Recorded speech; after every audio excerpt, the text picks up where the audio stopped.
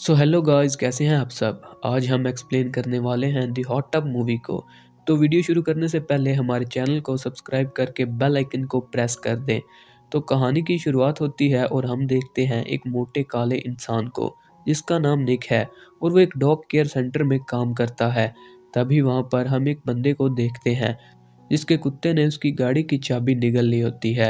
निक उसके पीछे से हाथ डालकर चाबी निकालता है और उसे वापस दे देता है। इसके बाद हम देखते हैं एडम को। इसकी बीवी इसे छोड़कर चली जाती है। हम देखते हैं एडम के भतीजे को जिसका नाम जेक है और वो सारा दिन एक फालतू सी वीडियो गेम खेलता रहता है। एडम उसे कहता है कि तुम घर से बाहर क्यों नहीं निकलते, सारा दिन इस फजूल गेम को खेलते रहते हो। जेक की माँ जो एडम की बहन है उसे रोज़ नए नए लड़कों का शौक रहता है, इसीलिए एडम अपने अंकल जेक के साथ ही रहता है। इसके बाद हम देखते हैं लू को जो कि एक नंबर का घटिया और कमीना इंसान है।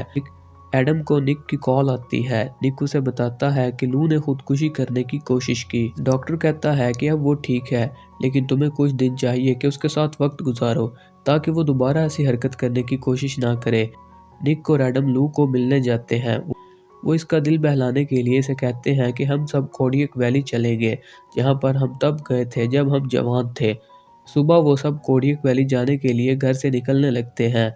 लू जेक को देखकर कहता है कि तुम इस लल्लू को क्यों साथ लेकर आए। इसके बाद वो सब कोडियक वैली पहुंच जाते हैं। होटल में कमरा लेते वक्त निक अपने नाम के साथ अपनी बीवी का सरनेम यूज़ करता है। तो लू उसे कहता है कि ऐसा सिर्फ नामर्द करते हैं, तुम मर्द हो और तुम्हें अपना सरनेम यूज़ करना चाहिए। तो निक उसे कहता है ये आजकल का फैशन है। लू उससे बहुत ज़्यादा नाराज़ होता है। वो सब एक खड़ूस वेटर से मिलते हैं जिसका एक हाथ नहीं होता। वो जेक पर चिल्लाने लगता है। वो कमरे में जाकर उनके सामान को ज़ोर ज़ोर से फेंकने लगता है।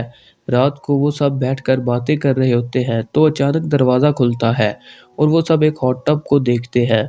वो सब कपड़े उतार देते हैं और उसमें नहाने लगते हैं और पार्टी करने लगते हैं। वो बहुत ज़्यादा शराब पीने लगते हैं।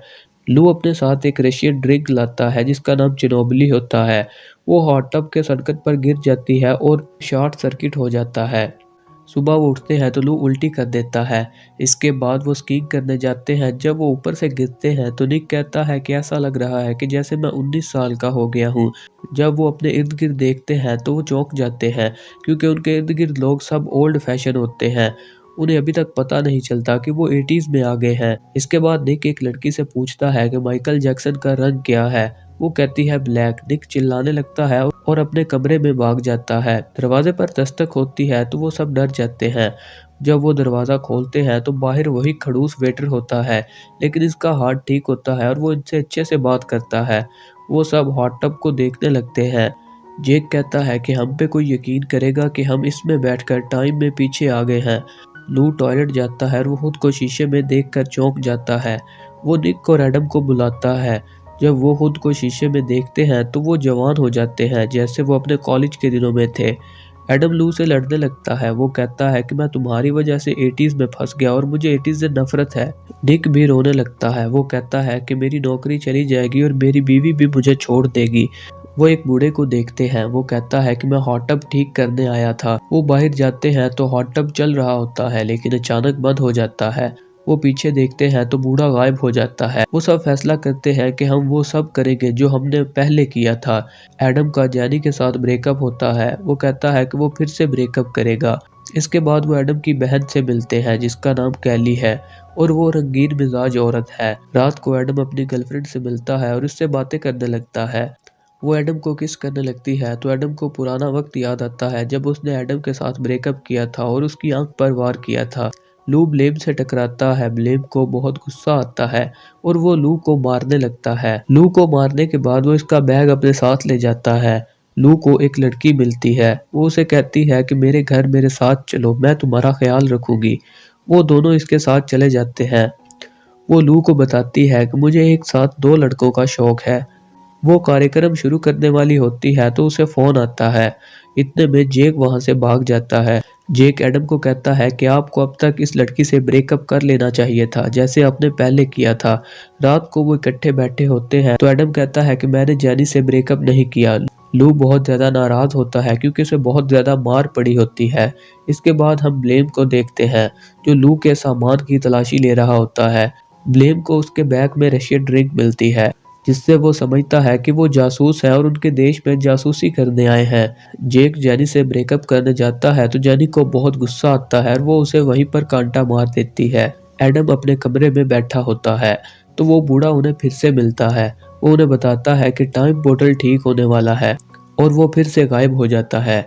लू बार में जुआ खेल रहा होता है। वो सारी बेट जीत जाता है क्योंकि उसे पता होता है कि आगे क्या होने वाला है। लू को एक आदमी मिलता है जो उसे बड़ी बेट लगाने को कहता है।